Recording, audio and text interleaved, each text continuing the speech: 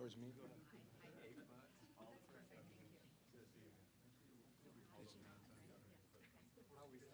You're emceeing, you'll introduce Mayor, she'll speak, and then it's waterfall. So you don't have to play MC. Okay. But at the end, once Joaquin's done, you'll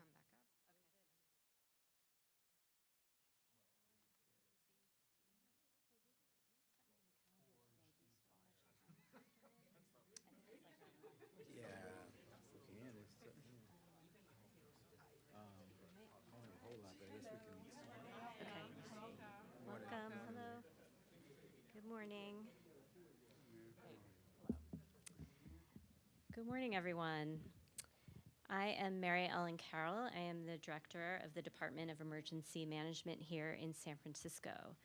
This morning at 8 a.m., we activated our Emergency Operations Center here at 49 Van Ness, South Van Ness, and we will be activated here at the EOC through the duration of APEC. The EOC is the main coordination center for the city. It's where we convene all of our city partners, many of whom the leaders you see here in front of us. We also have representation from our state and federal partners in the EOC. We will be working together to problem solve, to communicate, to coordinate, and to provide public information throughout the event. This is a historic moment for San Francisco and a historic event for all of us. We're so proud to be able to host APEC in our city. However, there will be impacts on the city. We know that, as we've been sharing, we are going to have areas of very high security. We're going to have shutdowns of certain streets. Transit will be impacted. And we want the public, we want the people that live in San Francisco, we want our visitors and everyone here to be well aware and to plan ahead. Getting around is going to be a little different during APEC. There will be challenges, and we will be sharing that information as we go. We also want people to know that this is going to be a dynamic event, and we expect that there will be changes throughout the week. We are here to ensure that that information is well coordinated and that we are sharing it in a timely and accurate manner. We want to ensure that city and county's basic services, our continuity of government, will continue as the event happens, and that we support and make this event successful for everyone. So with that, I would like to turn it over to our mayor, London Breed.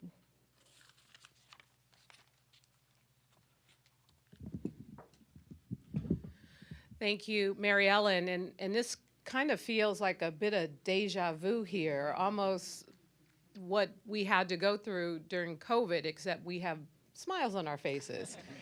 Back then, it was, of course, a lot more challenging times, and here we are doing what San Francisco does best.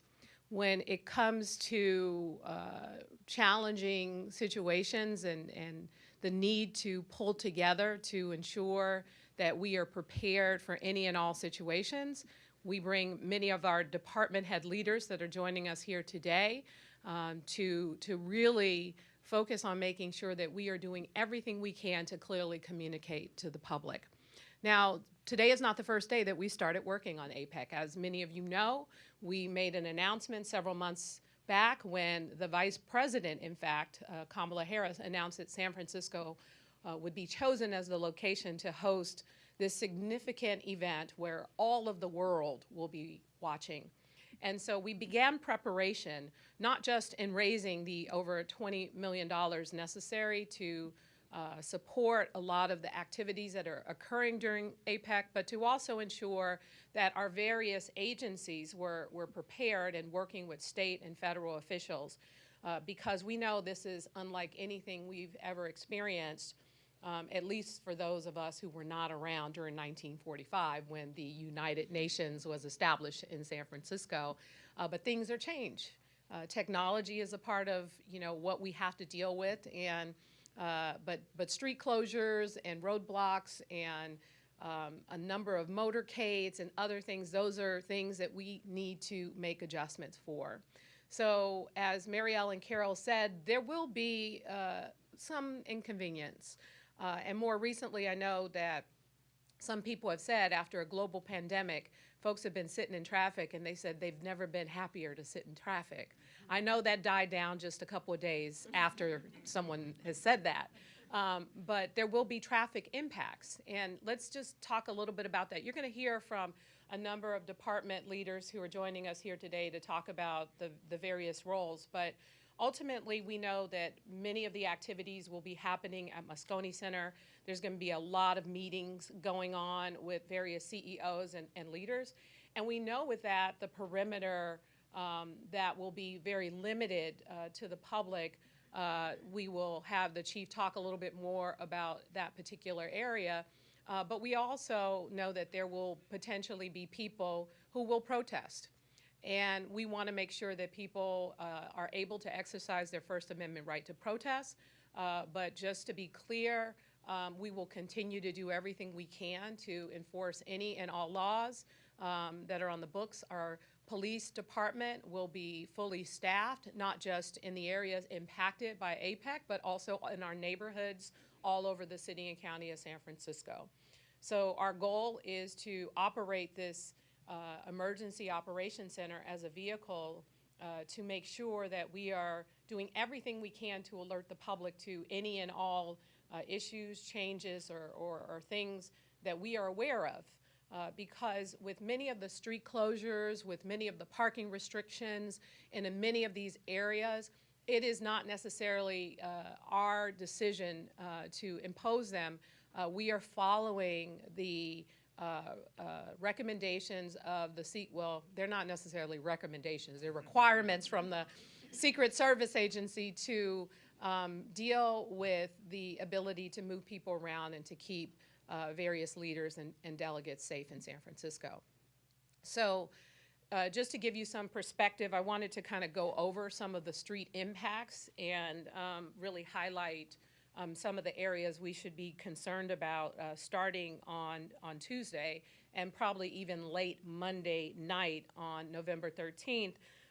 Nob Hill and the areas around the Fairmont Hotel will be impacted, and areas around Moscone Center will be impacted. This is on Tuesday. You'll start to see the fencing going up. You'll start to see some activity and maybe not so much limitation, but there will be activity.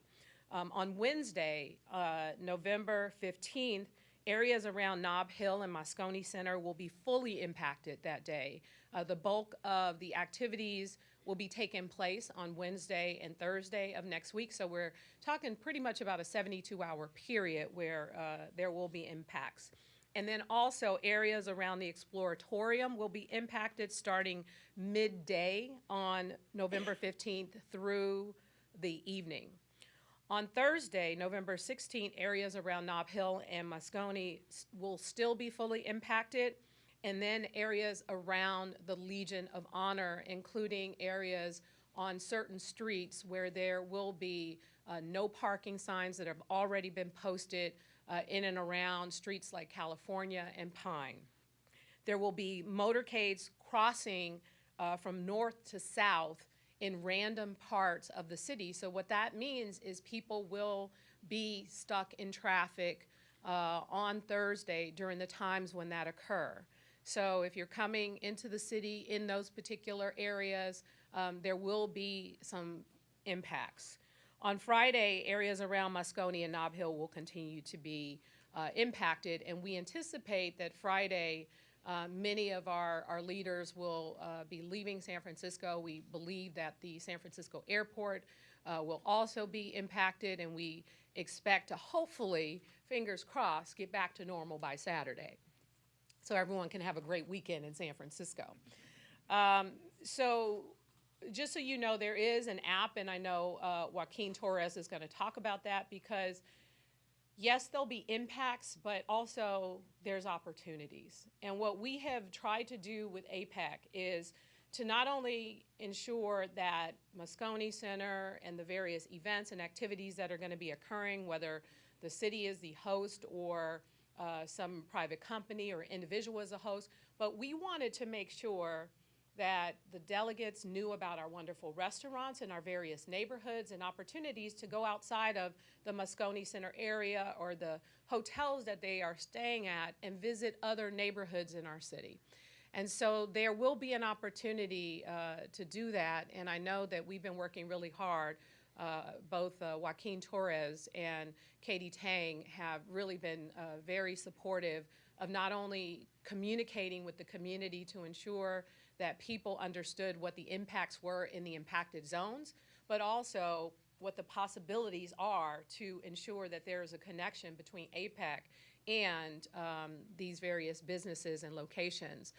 We also did a lot of work around transportation, and Jeff Tumlin is going to talk a little bit about, some of the impacts related to transportation. And we want people to use public transportation. It's going to be really hard to drive in San Francisco. So we want folks to use the ferries, Caltrain, Muni, BART, all the great systems we have. There are some bus reroutes and some possible closures in the central subway and other areas that are going to be impacted. But public transportation and very comfortable tennis shoes will be really, really good options during APEC, and we want people to take advantage of those things. Ultimately, this is going to be great for our city, and we're talking about the economic impact, the $53 million that we anticipate that will be poured into our economy as a result. But that doesn't even take into consideration the $20 million that we raise that will pay for events at Moscone Center and staffing and food and catering and other things that are necessary to be the host. So this is such a significant impact financially for our city, but it's also exciting.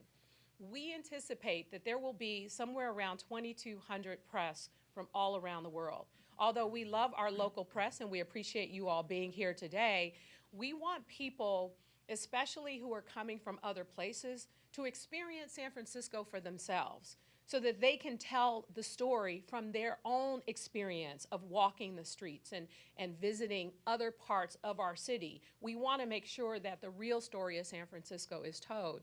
We had a delegation of 250 people come here in advance about a month ago to visit San Francisco and to see all parts of the city. And they all, in many of the cases of the people that I talked to, whether they were from Australia, Peru, China, they said, we have very similar problems in our country, and we are excited to come to San Francisco. That's what I heard over and over again from the various advanced delegation that talked to me directly as they enjoyed a performance of Dear San Francisco at Club Fugazi. So we are looking forward to seeing the impacts of APEC, both the stories that are written, the communication and how people talk about this, the delegates, and we expect there to be more conventions, more tourists, and more economic opportunities because San Francisco is the artificial intelligence capital of the world. We have, of the top 20 AI destinations anywhere in the world, 8 are right here in San Francisco, including the biggest and the baddest one, OpenAI. And they just launched a new platform earlier this week, and people who are visiting, CEOs and companies, they're looking for those connections and those opportunities which will further cement San Francisco's place in this global economy. I am really excited about this, clearly, because we've been working so hard, and the message today really is we are ready. We are ready for this, we are excited about this, and we are asking for the public to be understanding and patient.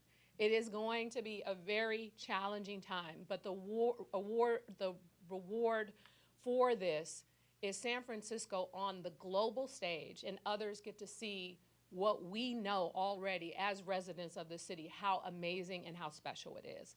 And I, for one, am looking forward to that. And with that, I want to take this opportunity to turn it over to our police chief, Bill Scott, to talk a little bit about some of the challenges we expect, what we're prepared for. We have law enforcement agencies from all around the state of California. We're grateful for the support We're grateful for the California Highway Patrol and our governor for providing resources there, as well as the federal government. There are going to be a lot of eyes and ears from law enforcement on the streets, both uniform and plainclothes, to deal with many of the challenges and to ensure the safety of not just the people who are part of APEC, but the residents all over San Francisco. So with that, our Police Chief, Bill Scott. Thank you, Mayor, and good morning.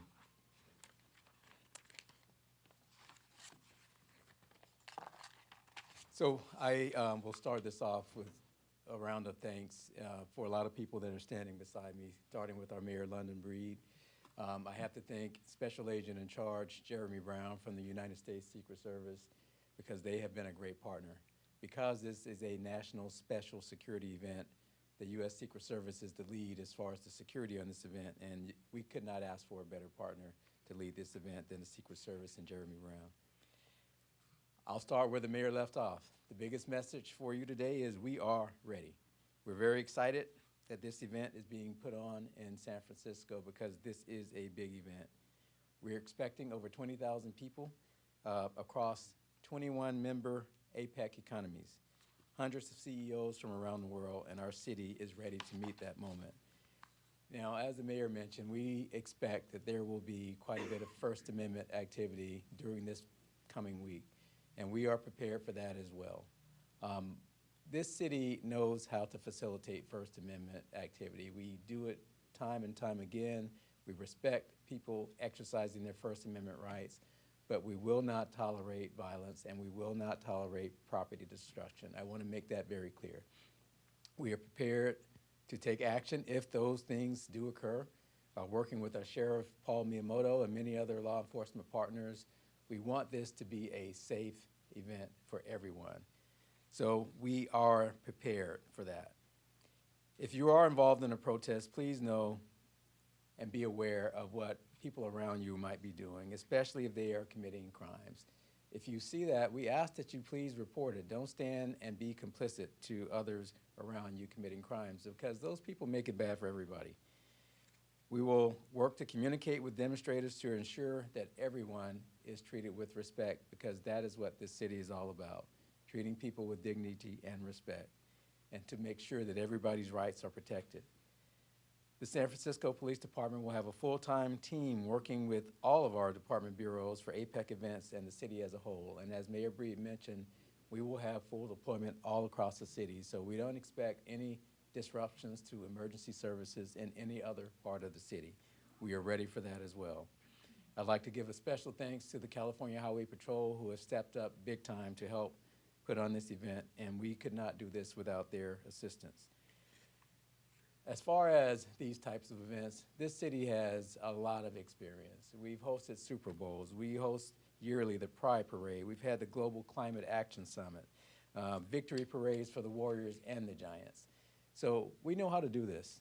And although this is a very big event and we've never had an NSSE event in this city, we are prepared. And again, we are the first. I think we are the first city to host an NSSE event in California.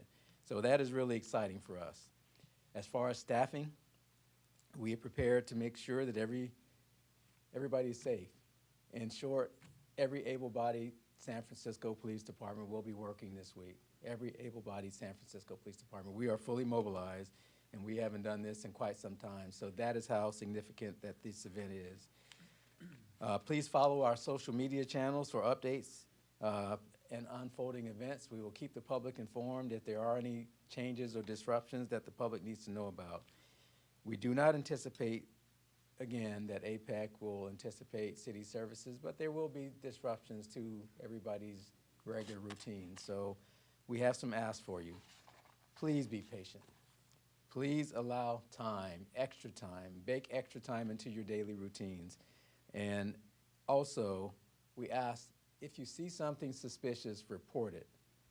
It doesn't matter how small. If it's an emergency, a crime of violence, or something that may lead to a crime of violence, call 911. If it's a non-emergency, you can call 311 or you can call 415-553-0123. That is the San Francisco Police Department's non-emergency number. And lastly, I want to say this, that we know that this is a city of many cultures, many backgrounds, many ways of life, and APEC will even enhance that. There will be people from all over the world here. We ask that you please respect and be tolerant of other people's cultures. We have a lot going on in the world right now, and there is Hamas and Israel and all these things that are happening, Ukraine and the like. And we know that there's a lot of tension around the world.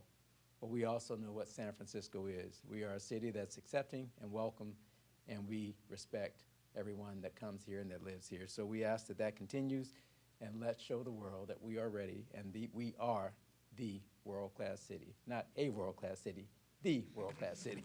So with that, I'm going to turn this over to Joaquin Torres. Thank you.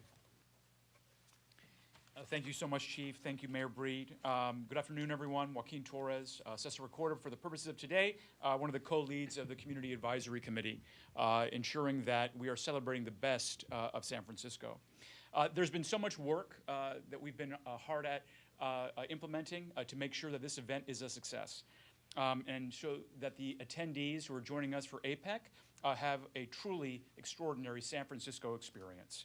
We want them to see what makes us the best in the world as a city, and also provide clarity and information to our residents as they go about their daily lives. So before I go into some of that on-the-ground outreach, I just want to say again, we are excited to have APEC attendees join us to experience our city, its incredible people, the people who live, work, and play here, experience our neighborhoods, our small businesses, our arts and cultural institutions, and our renowned nightlife and entertainment. And by working with members of those communities, we believe that we set up something special for all of them. In August, at Mayor Breed's direction, we set up with the Office of Small Business and Office of Economic and Workforce Development, a Community Advisory Committee, together with the Entertainment Commission, meeting with 100 organizations and leaders representing across the board our merchants, our larger businesses, arts organizations, chambers of commerce, and of course, entertainment and nightlife venues. Because of our collaboration, we and they are better prepared for APEC. We've created opportunities, as well as the mayor said, for them to benefit. We provided logistical information on the ground, person to person, resident to residence, business to business, making sure that people's questions are being answered. Can they get their deliveries? What can work for them to do so? What workarounds can we find, of course, on alignment with what Secret Service has told us we need to follow, to make sure that employees can get to work. We have discount codes, of course, for local museums, art institutions, to encourage APEC attendees to visit those spaces during their time here. And I want to encourage everyone to visit APEC 2023 SF, APEC 2023 SF, where you can get information for attendees in terms of where we're directing them, so they can create their perfect day in San Francisco while they're here. We have flyers in multiple languages from the outreach teams that have been hitting the streets for small business stakeholders, also including those details. QR codes, in addition to the SFGovAPEC website that we're encouraging everyone to utilize, making sure that they're getting up-to-date information that's on a rolling basis, being updated in real time as we learn more issues or clarify questions that merchants, residents, seniors, and small businesses have. We have a postcard to be even more particular about the impacted areas in a higher area like Moscone Center, to ensure that attendees know that when they're outside of one of their events, there are plenty of great businesses to celebrate, including those in Somos Filipinas, one of our renowned cultural districts in San Francisco. And of course, as the mayor mentioned, that one-stop webpage, again, that APEC 2023 SF. Where those conference goers can find out where to go to our restaurants, small businesses, and where to venture out into the outer neighborhoods of San Francisco. Chinatown, Portola, the Bayview, the Excelsior, the West Side. These are just a few examples of the work that we've helped curate together with our partners. At the same time, as I mentioned, we've been doing that outreach with our seniors and those who are vulnerable and might be impacted by some of the transportation interruptions that people may be having, or some of the interruptions related to motorcades. So we wanted to make sure that we were talking with people in Soma, in Nob Hill, in Chinatown, so they knew how to get back and forth, because we know so many of our Chinatown supporters live in south of Market in some of our affordable housing buildings, so they know exactly how to get there and what to watch out for. In partnership with Secret Service, I want to thank the multiple agencies, the Police Department, the SFMTA, the Mayor's Office on Disability, Department of Disability and Adult Services, Office of Civic Engagement and Immigrant Affairs, Office of Small Business, and of course Sarah Dennis Phillips and her entire team at the Office of Economic and Workforce Development.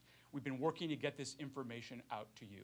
If you have questions, reach out to us, for those we've already talked to, or reach out, as the police chief said, 311. We have people that are ready to give you the information that you need.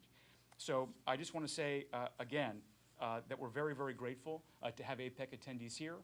Again, encouraging everyone to visit those websites with questions, to reach out to 311 to get real-time answers, and knowing that we are going to be on the ground communicating in an ongoing manner throughout this event so people feel connected, respected, and they're getting the clarity that they need to go about their lives and enjoy San Francisco. Thank you. Thank you, Joaquin. And our final speaker, I want to ask to talk a little bit about transportation and some of the impacts in the city is the head of the MTA, Jeff Tumlin. Thank you, Mayor. As you know, next week is going to be a fun week in San Francisco. There is a lot going on, but it is not going to be a fun week to drive. We urge everyone who's coming into San Francisco who can take public transit to please do so. BART is offering much better service than it was last year, and it's a great time to get back on BART. The ferries, Caltrain, Golden Gate Transit will all be offering full service. Please take advantage of public transit. When you're in the city, it's also going to be challenging to drive in some locations as well, so we highly encourage you to walk, bike, or take Muni. There will be a couple of Muni reroutes that are important to understand. Because the Yerba Buena station will be closed next to the Moscone Center, we'll be rerouting the T3rd trains via the Embarcadero into the Market Street subway. So if you're heading to events at the Chase Arena, transfer at any Market Street station to the KT trains that will take you to Chase and onward into the Bayview. And if you're wanting to go to Chinatown, we'll be offering very frequent shuttle trains from Powell Street Station and Union Square Station straight into Chinatown Rose Pack Station. There'll be some additional bus reroutes and cable car reroutes. All of that detail can be found at sfmta.com/APEC. That's sfmta.com/APEC. We are updating that information multiple times per day as we get new information from Secret Service. And that's really one of the key things to understand is this event is rapidly changing, and all of us departments here are responding in real time to make sure that we can accommodate the event and its security needs while also making sure that people can get around. Thank you. Thank you, Jeff. And just to piggyback on what Jeff just said about things are rapidly changing. That's why we're here today to operate this Emergency Operations Center, because this will be the place where many of our city agencies will receive information and in real time be able to communicate that information to the public and to respond as quickly as possible. We know that this is going to be a challenging time for us, but if I know anything about San Francisco, we always rise to the occasion during challenging times, and this is no different. So I appreciate you all for being here today, excited about next week in APEC and being on the world stage and really allowing others to experience an amazing city. And I also am hopeful that many of the residents and others will take advantage of opportunities to enjoy our city as well during the time of APEC. Finally, we have about 1,200 volunteers who will be out and about in the various communities and helping to direct people during APEC. We have people coming from 20 other countries and speaking multiple languages. We aren't the AI capital for nothing, so there are a lot of different apps and opportunities even now for you to upload translation service in your phone. So if someone's asking you for directions or anything else, you are right there to be the great San Franciscans that we are and provide some guidance in the appropriate language using the appropriate tool to do so. And in addition to that, the APEC app should be very helpful to understanding a lot of great things, events, and activities that are going on. So remember, let's keep those smiles on our faces. Let's continue the excitement. Let's get through this, and let's show the world what San Francisco is made of. And with that, I will open it up for questions. There are already barricades going up today. We're hearing there are parking restrictions in place starting today, including around this block. Can you talk about what people can expect today, tomorrow, this weekend? Well, I'll let Jeff Tumlin talk about that, but I think the signage is going up, but the restriction is for a particular day, so it's to start to prepare people. So Jeff, you want to talk a little bit about that? That's right. So we are getting continual information from Secret Service about the needs for new loading zones, for parking restrictions, for setup over the next several days. We are working in real time in order to accommodate that. Again, the best place to go for information is our website, sfmta.com/APEC, and to look carefully at the signs. We're putting signs up in advance, so please do look carefully at the dates on those signs. Moreover, in places where we're removing significant amounts of parking, we're also working to make sure that our residents have places to park. We'll be suspending street sweeping enforcement in specific neighborhoods on specific days, as well as offering free access for affected residents in SFMTA garages, as well as providing free transit connections from those garages back into neighborhoods. Again, this information is changing rapidly, so please do visit our website for details. Sarah Campbell with ABC7. We were reporting last night, there's still some concerns among EMTs about communication for response times through checkpoints. Can Secret Service or somebody speak to that? Well, I should let the fire chief speak to that. Hi, Janine Nicholson, San Francisco Fire Chief. Yes, there's no need to be concerned. We have resources staffed within those security checkpoints, and we have areas to hand off patients outside of the security checkpoints. We have upstaffed for the week. We have mutual aid ambulances coming into the city. So as always, we remain nimble. That's how we roll in the first place. And we train our members to expect the unexpected. And so we are prepared. Can you talk about specific measures being taken to deal with protests and have those changed in recent weeks with the situation in Gaza?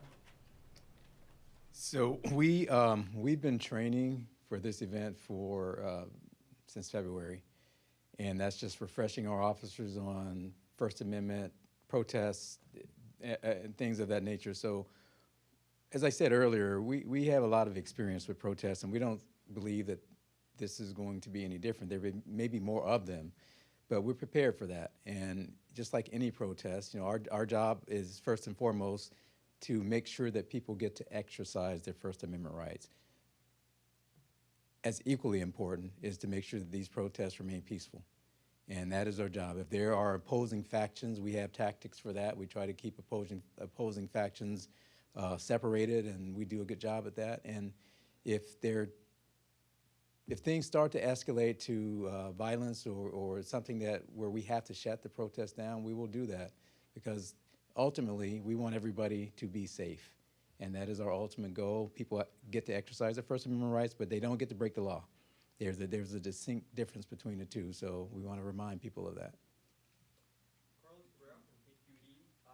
Is SFPD or DPW planning to limit or restrict street vending? Next week, I'm thinking in areas like the Mission, Embarcadero, that see a lot of street vending. Well, that's an ongoing effort. Street vending has been problematic in our city, and that's an ongoing effort, and we work with Public Works and other city departments to make sure, including the health department, that we get a better handle on that. It is a problem.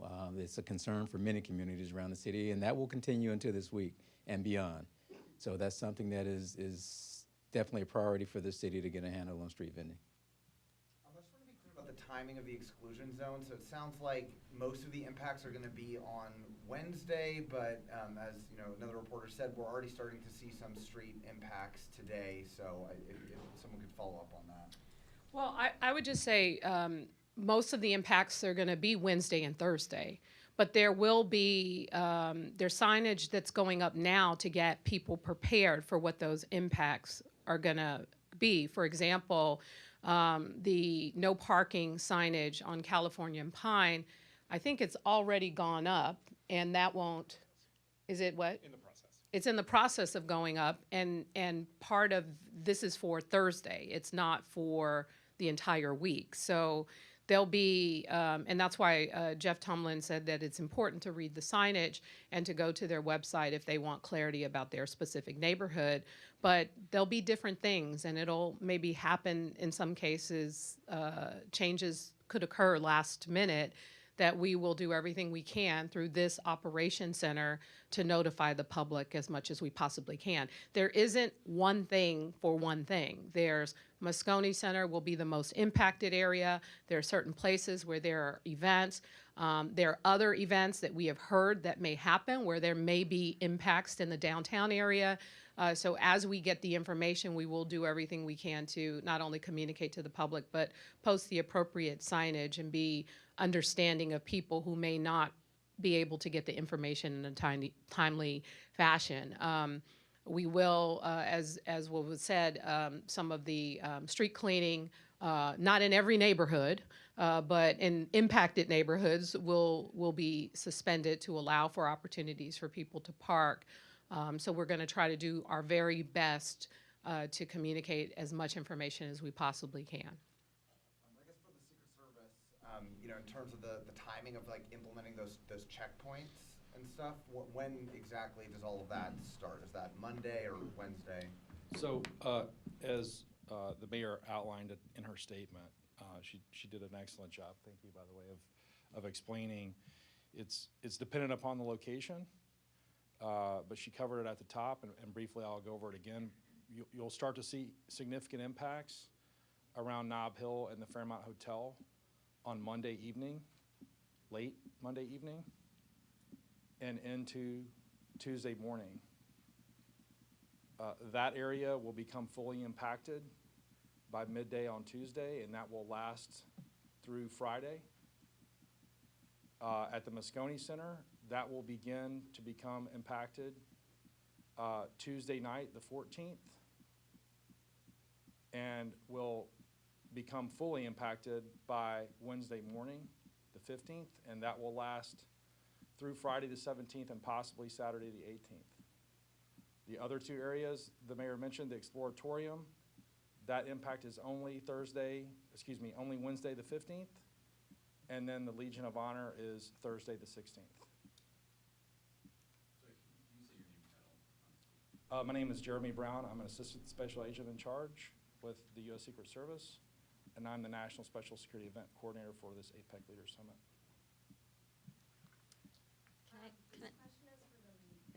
I'd just like to add one thing for city, for more emergent, larger events that may happen, we will use Alert SF. So we encourage all residents and visitors to sign up for Alert SF by texting your zip code to 888-777, and we also have an APEC short code, so anyone can just text APEC, A-P-E-C, to 2023, APEC 2023 to 888-777. And so if we have something suddenly that happens, an area of the city in which we want people to avoid, or we have an incident, we'll be able to get that information out. However, I do want to say for the details and the day-to-day, SFMTA for street information is your go-to. So Mayor, you were mentioning that you want the real story of San Francisco to be told. How would you kind of describe that story, and do you think there's sort of a fake narrative about the city being spread around? Well, I think that some of the things that are being put out there about San Francisco are challenges that exist in other major cities. The fentanyl crisis in particular is impacting the entire United States. And San Francisco is not only working very hard to address it, we are seeing some significant change now that we are receiving a lot of support from the state and federal government. Our capacity is increased to deal with it. So that's just an example. But what I've noticed recently, the streets are a lot cleaner. I noticed that in especially neighborhoods, we have been able with First Year Free to see over about 3,600 new businesses open in a lot of neighborhood areas where businesses were shuttered. I see a lot of activation and excitement in those neighborhoods, in our parks and open space. I see a lot of beauty all over San Francisco, and my hope is that the story of San Francisco is all of that too, because unfortunately the story of San Francisco, in some cases, people who may not even live here, who are taking what they see on social media in a snapshot in time, is not the complete story of our city. So my hope is that people will have the opportunity to experience San Francisco for themselves and tell the whole story. Follow-up question for Special Agent Brown. So at yesterday's press conference, we heard that folks entering the red zone in Yerba Buena will have to prove or verify that they have a reason to be there relating to APEC.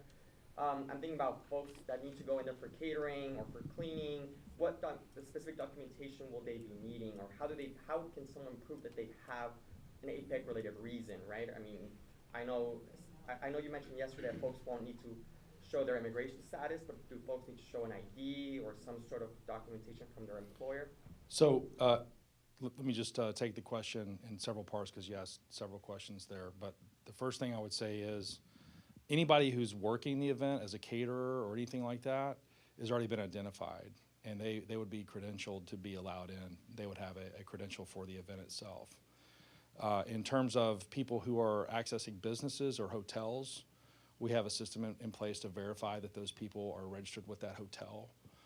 We also have outreach that we've done with businesses to identify who may be coming to their business as much as possible in advance.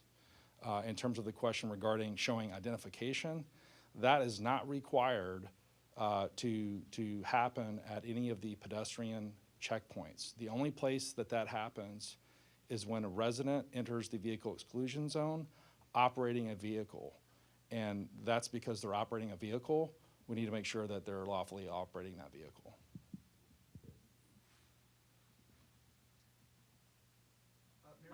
I'm sorry, it's all good.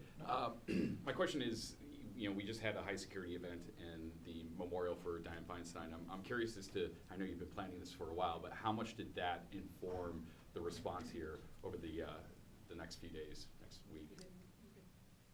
Well, as far as the police department and yes, all of us, we're a team, and I think hopefully this city's response during the COVID crisis showed the world the type of team we are. I know we stood next to the mayor for months as a team to inform the public, to tell the public what we're doing, and this is what we do. So the senators' services, we came together as a team, and everybody did their part, and that's what's going to happen here as well. All of us are working together with our federal partners, and that's kind of how we do business here in San Francisco. So, as I said before, we do have a history of doing these types of things, and this may be a bigger scale, but it's the same concept. We come together as a team. Any specific lessons learned? I know you had to kind of change directions a little bit there at the last minute. Well, the one thing is, nobody expected, the death of the senator, so we had to do a lot of work really, really quickly, and it came together like we expected it to, and there's a whole lot of people to thank for that in this room and not in this room, but we came together and we responded, and that's exactly what we will do for this. Mayor Breed, I'm wondering how closely you've been coordinating with Governor Newsom on everything surrounding APEC and sort of what his role in all of this is going to look like. Well, the governor is a part of the host committee for this event. We have been working with his team on resources, which he did provide through the California Highway Patrol to assist with our law enforcement efforts. He will be participating in the conference. We anticipate that he will, and I think if you are interested in knowing the specifics, you should reach out to his office to verify the specific role he may play, whether that's at one of the panels or any speeches or anything of that nature, but he is definitely involved in APEC. Thank you all very much.